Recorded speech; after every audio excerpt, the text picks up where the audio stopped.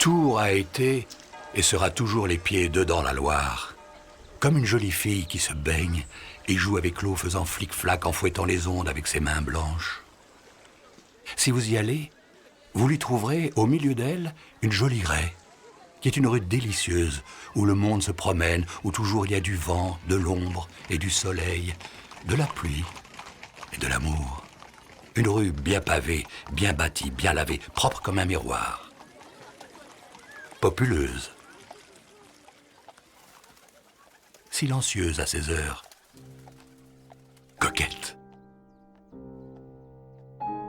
Bien coiffée de nuit par ses jolis toits bleus. Bref, c'est une rue où je suis né.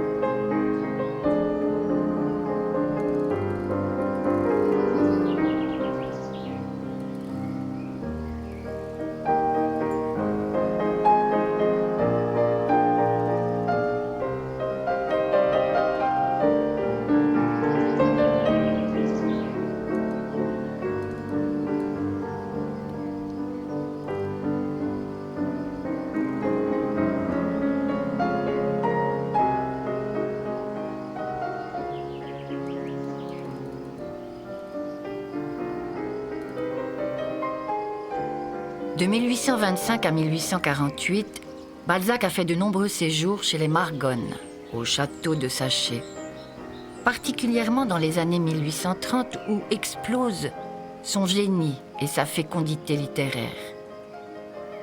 La correspondance de Balzac à Saché permet de l'y voir vivre et de mesurer l'œuvre qu'il y a accomplie. Une dizaine de romans conçus, écrits en tout ou partie, corrigés ou remaniés ici pour sa fresque de la comédie humaine. Balzac, observateur et visionnaire, n'a pas seulement pris ses contemporains pour modèles, il en a parfois fait des personnages prophétiques.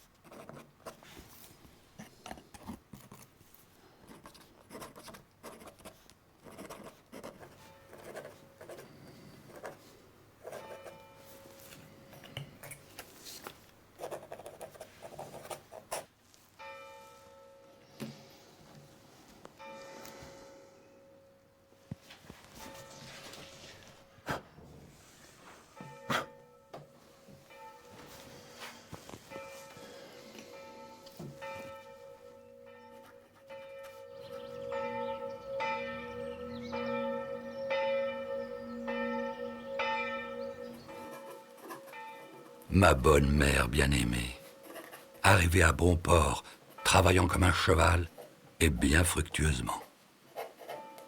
Je suis mieux, plus reposé, et dès le 2e jour, j'ai trouvé la plus grande facilité de travail.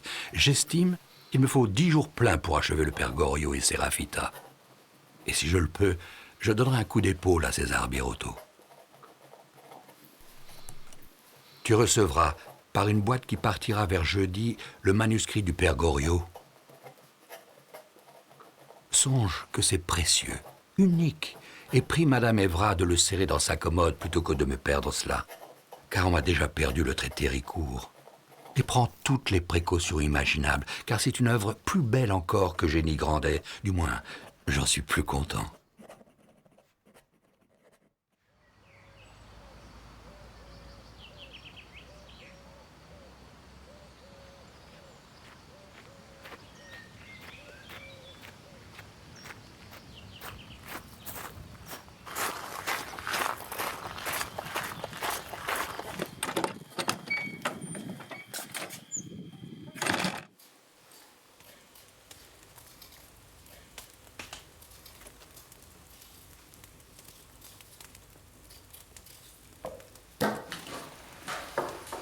Bonjour, Madame Angélique.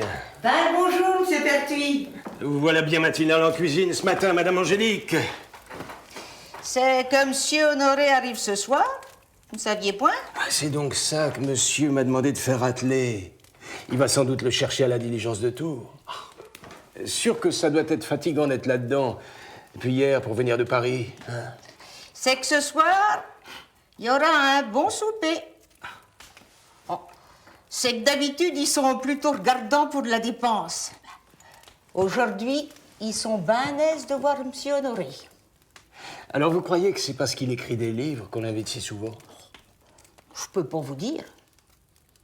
Je me demande si c'est pas plutôt lui qui s'invite. Parce qu'ils ont pas l'air de trop savoir à l'avance quand il vient. Même il est venu à pied, de Tours. Je m'en souviens parce qu'on l'attendait point. Dame. Le pays, il connaît, hein? Et les gens aussi.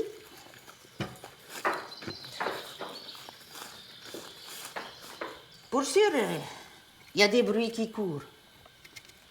Mais moi, vous savez... Enfin, Monsieur Honoré, c'est un enfant du pays, hein. Monsieur Margon le faisait sauter sur ses genoux quand il était petit. Pensez qu'il se lève tous les matins vers 3 heures. Moi, quand je lui apporte son café vers 7 heures, je vois bien qu'il y a déjà des tas de pages d'écriture qui sont sur son bureau. Et pensez qu'il travaille comme ça toute la journée. Et qu'il faut que je sonne la cloche plusieurs fois pour le souper. Des pages et des pages. Je ne peux pas vous dire combien. Il y a des fois, je comprends même pas ce qu'il fait. C'est que madame et monsieur l'attendent pour manger. On comprend pas pourquoi il vient pas tout de suite. Comme s'il pouvait pas s'arrêter de travailler.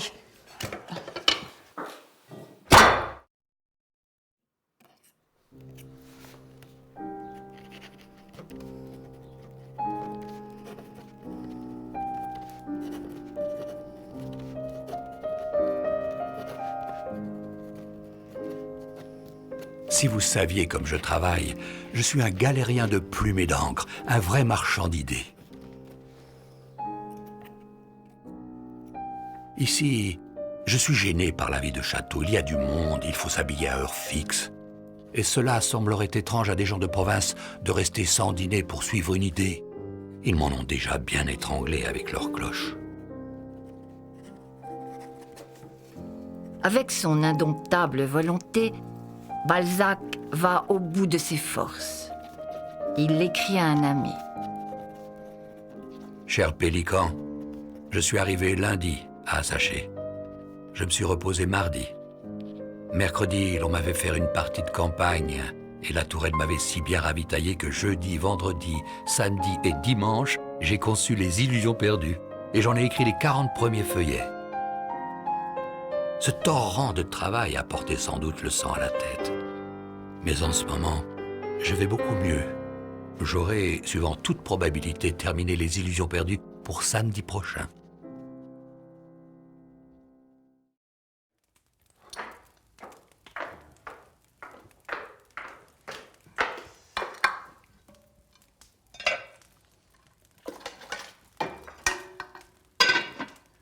Dites-moi, Madame Angélique, ça fait tout de même un bout de temps que vous êtes au château, hein? Vous devez en savoir des choses. Pour sûr. Mais quelquefois, vaut mieux pas trop parler.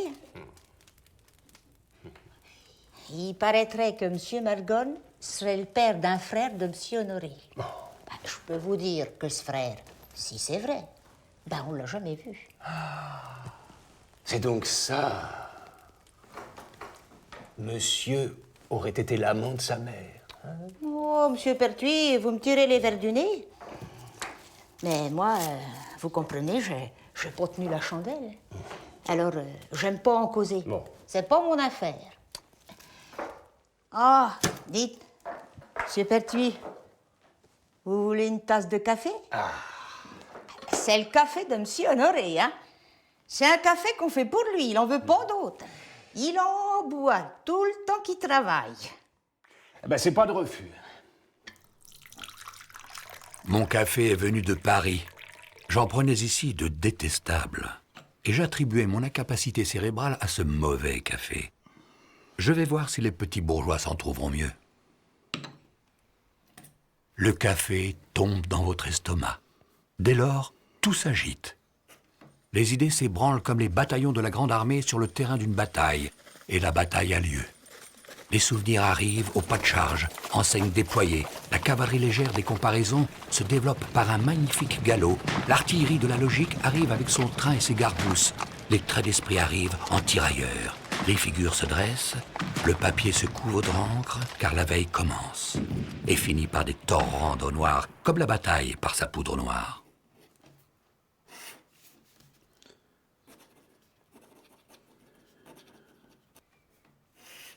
Sans cesse en discussion avec ses imprimeurs, Balzac, qui a été lui-même imprimeur dans sa jeunesse, veut leur imposer son terrible rythme de travail. Mon cher monsieur Verdet, vous ne lisez pas attentivement mes lettres. J'ai demandé le 5e volume. Le réquisitionnaire, El Verdugo, l'élixir en pages, en châssis, en épreuves corrigées, soignées sur papier blanc. Et je reçois d'épouvantables placards, uniques, illisibles, parce que l'épreuve est mal faite. Et si mal faite qu'il y a 2 lignes du bas qui manquent, je vous la garde. Et ne m'envoyez pas d'épreuves sans les avoir vérifiées vous-même.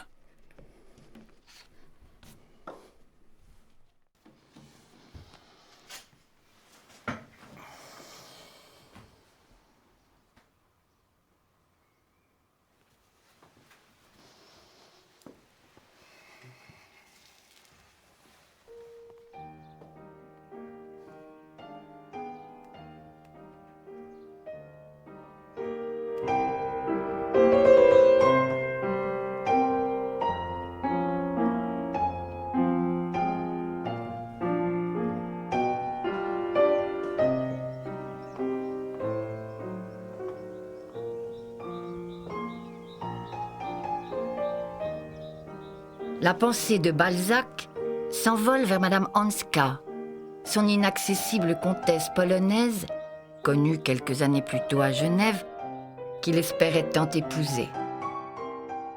Je suis en ce moment dans cette petite chambre de sachet où j'ai tant travaillé. Je revois les beaux arbres que j'ai tant vus en cherchant mes idées. Ce matin, j'ai accompagné M. de Margonne qui allait à Tours, jusqu'à l'endroit d'où l'on aperçoit la vallée décrite dans le Lys. Là se découvre une vallée qui commence à Montbazon, finit à la Loire et semble bondir sous les châteaux posés sur ces doubles collines. Une magnifique coupe d'émeraude au fond de laquelle l'Indre se roule par des mouvements de serpents. Je descendis, l'âme émue, au fond de cette corbeille et vis bientôt un village que la poésie qui surabondait en moi me fit trouver sans pareil. Figurez-vous 3 moulins posés parmi des îles gracieusement découpées, couronnés de quelques bouquets d'arbres au milieu d'une prairie d'eau.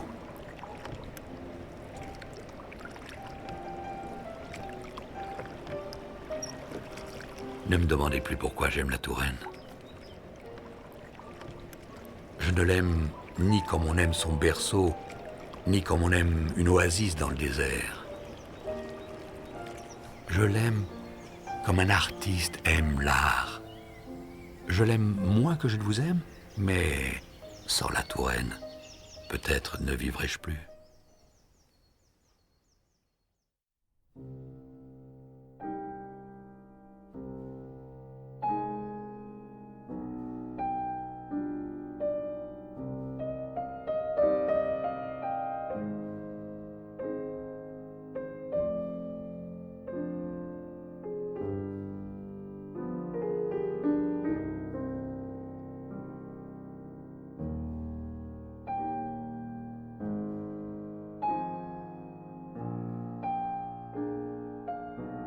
Honoré de Balzac écrit Le Lys dans la vallée en 1835.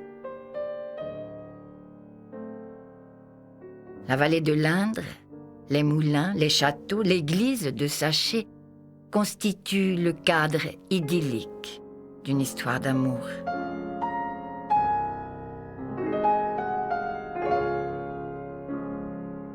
Balzac est une icône dans la littérature française, un peu comme Dante en Italie, Cervantes en Espagne, Dickens en Angleterre ou Dostoïevski en Russie.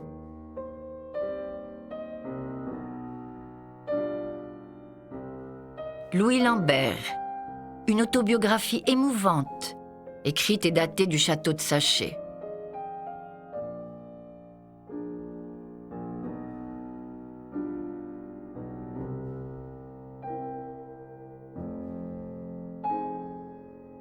Dans Eugénie Grandet, on retrouve le portrait de Monsieur de Margonne, son hôte de Saché, qui n'est d'ailleurs pas loin du célèbre avare qui était comme lui le plus fortuné du département.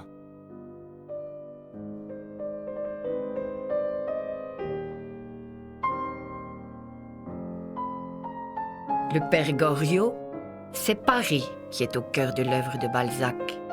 Avec ses 11 domiciles, du Marais à l'Observatoire, des taudis au salon, des cachots de la conciergerie à son refuge de Chaillot, Balzac en connaît tous les détours et tous les secrets. C'est ici que Balzac a écrit la première partie des Illusions perdues, un livre qu'il considérait comme l'une de ses œuvres majeures. À Saché, il en a écrit la première partie en seulement quelques jours, situant l'intrigue dans un atelier d'imprimerie à Angoulême.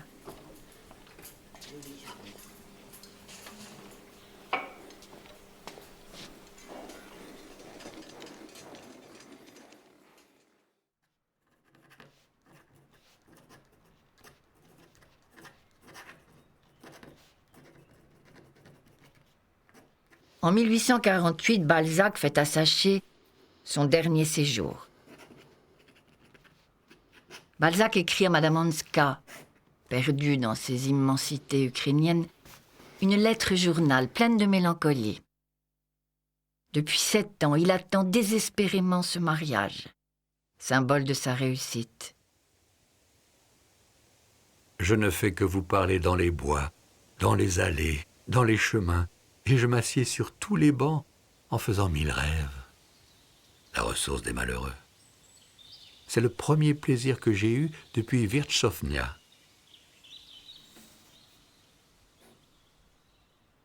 Sa santé s'est profondément altérée. Il est épuisé par son œuvre. Sa vue gravement compromise. Le flot continu de l'inspiration même lui manque. Saché a été une dernière fois son refuge.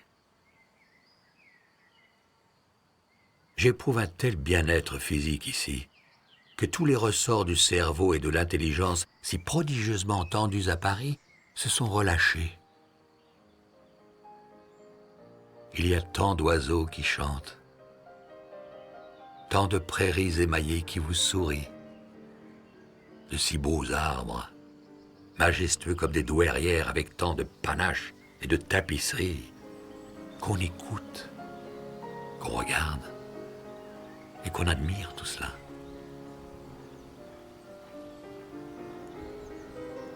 Rodin tenait cette statue pour une œuvre essentielle. Il avait longuement cherché à traduire sa vision de Balzac. Elle lui avait coûté 7 ans de tourments. Après le refus de la critique qui n'en avait pas compris le génie, cette célèbre statue est restée pendant longtemps le chef-d'œuvre inconnu de Rodin.